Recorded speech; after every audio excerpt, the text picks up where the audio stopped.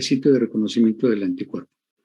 ¿Por qué los anticuerpos reconocen un universo aparentemente infinito de antígenos? Eso aparentemente. Bueno, dado que los anticuerpos se pueden desarmar por tratamiento químico, por ejemplo, con mercaptotanol, entonces se separan las cadenas individuales, o pueden digerir enzimáticamente y ustedes pueden separar los pedacitos del anticuerpo. Pues esto fue lo primero que se hizo. Se empezó a tener un pedazo de anticuerpo que era secuenciable, que además se puede cristalizar, por esto este fragmento se llama FC, fragmento cristalizable, y un pedazo de la proteína que no se puede cristalizar, que cuando le evaporan el disolvente, el etanol, queda una plasta en el crisol. Esta plasta la recuperan, la meten al secuenciador y simple y sencillamente se vuelve loco, porque no hay forma de hacerlo. Pero teniendo eso en mente fue que este hallazgo de algo que se conocía desde mucho tiempo atrás cambió de cara. Estas células son células plasmáticas, es decir, son células productoras de anticuerpos. Recuerden, el linfocito lo pintamos así porque es una célula que tiene una buena parte de su volumen celular ocupado por el núcleo, poquito citoplasma. Cuando las células se diferencian, esos linfocitos se diferencian de células productoras de anticuerpo, pues las pintamos así. El núcleo se hace a un lado y el resto del citoplasma se llena de retículo endoplásmico rugoso, porque estas células sintetizan grandes cantidades de proteína. Bueno, pues esta es la célula plasmática. Esta es una célula plasmática, otra célula plasmática. La forma, vean cómo corresponde a cómo las dibujamos, toda esta zona. Por la tinción no nos permite verlo, pero si hacemos una tinción particular o la vemos al microscopio electrónico, pues vamos a ver que está repleto de retículo endoplásmico. Lo importante de esto es que ven cuántas células plasmáticas dirán ustedes, pues qué buena respuesta inmune tiene esta persona o este animal. No, no es una buena respuesta. Estas son células tumorales. Son células productoras de anticuerpos que forman un tumor. El tumor se llama mieloma. Y las células de mieloma, como son idénticas, todas ellas son una clona. Todas estas células son igualitas entre sí, es una clona. Por lo tanto, el anticuerpo que producen es un único anticuerpo. No producen anticuerpos de muchas clonas, solamente producen el anticuerpo de una clona, es un anticuerpo monoclonal. ¿Qué era lo que estaban buscando los inmunólogos? Por favor, un anticuerpo de una sola clona para que yo lo pueda cristalizar y lo pueda llevar al secuenciador, que eso es lo que necesito para secuenciar. Primero hacerlo cristal. Bueno, los cristales se forman espontáneamente, como ven aquí. Esta es una proteína que conocían muy bien los patólogos y le llamaron proteína de Bence-Jones, vencejones, que son los médicos que encontraron estas proteínas en la orina. Estos cristales, cuando ustedes se asoman a centrifugan la orina de las personas que tienen este problema, este tumor, este mieloma, y lo ven al microscopio, centrifugan la orina, tiran el sobremanante, ven el sedimento, lo pasan a un portaobjetos y lo ven en el microscopio, se ven como cristalitos. Y esta casi está dibujándoles qué tipo de proteína es. Es una especie de L. Es una proteína de Bence-Jones que producen las células tumorales. Pero alguien se encontró que esas proteínas podrían ser parte de los anticuerpos y se confirmó de esta manera. Esto lo hicimos en el laboratorio, entonces saben exactamente qué está mostrando la figura, no la figura, la fotografía, porque esta es fotografía de algo real. Esta es una placa de agarosa que le hicieron los hoyitos, como lo hicimos nosotros en el laboratorio, le sacaron la agarosa. En este pocito se puso un anticuerpo contra gamma globulina humana. Es decir, un anticuerpo que reconoce todo el anticuerpo humano. Obviamente este anticuerpo está hecho en un conejo. Bueno, ese anticuerpo de conejo contra gamma globulina humana lo enfrentaron con la gamma globulina, o sea, con una molécula de IgG, y les dio esta banda de precipitación. Pero cuando en el otro pozo pusieron un poquito de esa proteína de la orina de los pacientes con mieloma, que es la proteína de Bence-Jones o la proteína BJ, que son las iniciales de los apellidos, Bence-Jones o vencejones, y lo ponen aquí, difunde y me da una bandita de precipitación, lo cual quiere decir que este anticuerpo reconoce a este anticuerpo y reconoce la proteína de Bence-Jones que tienen solo los pacientes con mieloma. Pero además me da una línea continua que ya hemos denominado como una banda de identidad. Es decir, que la proteína del anticuerpo y la proteína de Bence-Jones son exactamente las mismas. Pero por el peso molecular, como el anticuerpo sabemos ya que pesa 150 kilodaltones y esta proteína de Bence-Jones pesa menos, pesa 25 kilodaltones, eso quiere decir que la proteína de Bence-Jones posiblemente sea, para ustedes, un pedacito del anticuerpo. Aquí está confirmado. La proteína toman la orina del paciente con mieloma, lo someten a una electroforesis en poliacrilamida, tiñen y solamente hay una proteína. Y esta proteína corresponde, curiosamente, a la proteína de 25 kilodaltones, es decir, el peso que ya se sabía de la cadena ligera. Ustedes centrifugan una orina de una persona sana o analizan el suero de una persona sana, ese es el perfil de proteínas que ustedes tienen en una electroforesis en poliacrilamida. Como ven, no hay proteínas, no hay cadena ligera, pero la cadena ligera no anda circulando en condiciones normales en el suero y por lo tanto no se elimina por la orina. Pero estos pacientes sí. Entonces, estas dos observaciones sugieren fuertemente que la proteína es un anticuerpo, un pedacito de anticuerpo. Y entonces se van corriendo al laboratorio a secuenciarla. Ahora sí pueden secuenciar esta molécula de anticuerpo porque es monoclonal, deriva de una célula de tumor. Y todas las células tumorales son idénticas entre sí, o sea, es una clona. Bueno, pues cuando empiezan a secuenciar, esto es pregunta de examen, esta es la secuencia de aminoácidos que tienen de esa proteína, de una primera proteína de Bence-Jones que se fueron a correr al laboratorio a secuenciar. El aminoácido número 1, que es aspartico, el aminoácido número 2 es isoleucina, y si ustedes le siguen leyendo, nos seguimos hasta el aminoácido número 110. Abajo está la secuencia de aminoácidos del aminoácido 110 hasta el 220. La cadena ligera tiene números redondos, vamos a cerrarlo en 220 aminoácidos. 110 aquí arriba, 110 aquí abajo. Y enloquecen. Ya puedo secuenciar una molécula de anticuerpo. Entonces se van a buscar pacientes con mieloma y empiezan a buscar, a ver, ¿quién tiene un paciente por mieloma por ahí que levante la mano? Ya levanto la mano, a ver, tráeme la orina de tu pacientito. Y empiezan a juntar las orinas de los varios pacientes con mieloma y purifican la proteína de Bence-Jones, la llevan a secuenciar y empiezan a comparar la secuencia de aminoácidos, que es lo que hace cualquier bioquímico cuando está secuenciando proteínas, la compara con la secuencia de otras proteínas. Aquí lo que importaba era comparar la secuencia de una proteína de Bence-Jones con la proteína de Bence-Jones de alguien más. Y todas estas siglas que ven aquí son las siglas de los nombres de los pacientes de las cuales obtuvieron las proteínas de Bence-Jones y se fueron secuenciando. Esta primera línea que tiene todas las letritas son las letras de los aminoácidos, código de una letra de la primera proteína de Bence-Jones que se secuenció, y todos los demás, las del señor AU, del señor DU, del señor Rey. El Rey no es su nombre, son las siglas de su nombre. Pues empezaron a acomodarlas. A ver, vamos ya que arman el rompecabezas, pues vamos a compararlas. Y esta línea negrita, estas líneas negritas, no quiere decir que aquí no haya aminoácidos. Lo que quiere decir es que la secuencia de aminoácidos de aquí, en esta proteína, es la misma que la de arriba. De aquí, es la misma. Como ven en todas las proteínas, estos primeros aminoácidos hasta la posición 24 son exactamente las mismas secuencias, excepto en esta proteína de este señor Lai, que tiene una valina aquí en lugar de la leucina que tienen todos los demás. Pero fuera de eso, solamente es la única variación. Pero cuando empiezan a comparar, o más bien siguen comparando y encuentran ahora entre estas dos posiciones, hay una variación grande de aminoácidos en cada posición.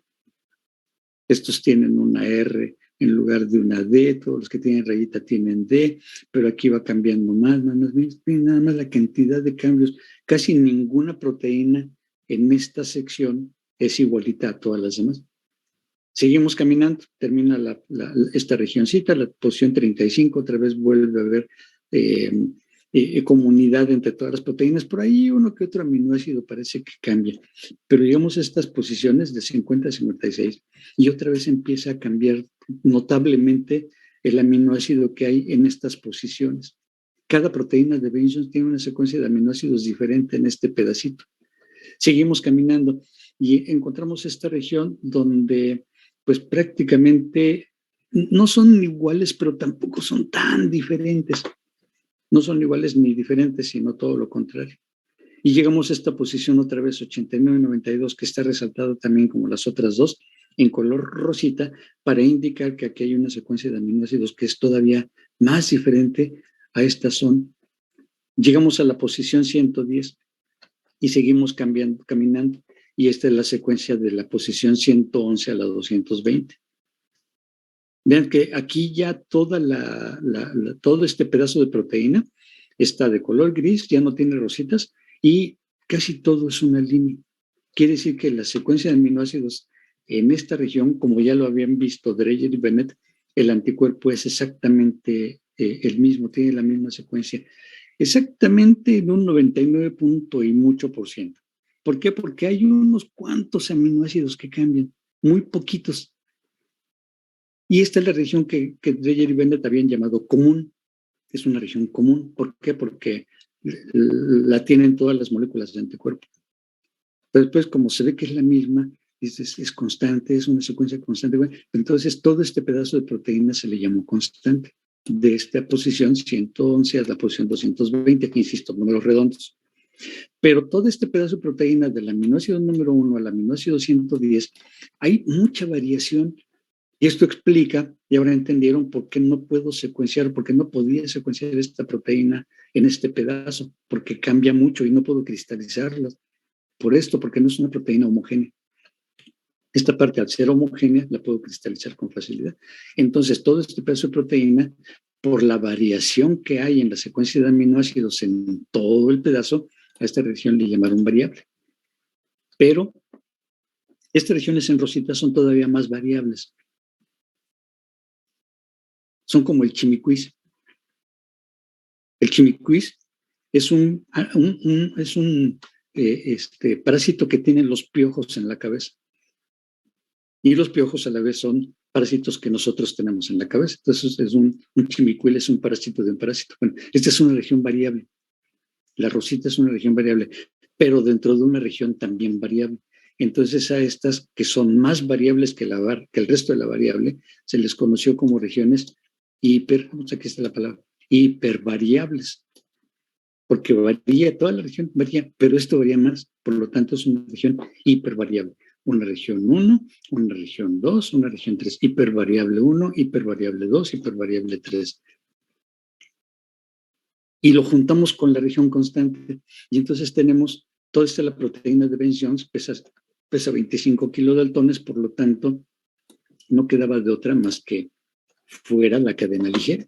Tiene este pedazo constante y este pedazo ligero, variable, del mismo tamaño, además, tiene el mismo tamaño. Este es un dominio, en gris este es un dominio en la proteína y en rosita este es el otro dominio. Aquí como está incrementado en un mayor número de proteínas de Ben Jones, como es frecuente el cambio de aminoácidos dentro de esta región, aquí es muy poco frecuente. Estos pocos aminoácidos que cambian entre una proteína de Ben Jones y otra proteína de Ben Jones, a estos es a lo que llamamos halotipos. Esto es lo que refleja un halotipo. Esta este aminoácido E, solo lo tiene esta persona, no lo tienen todos los demás.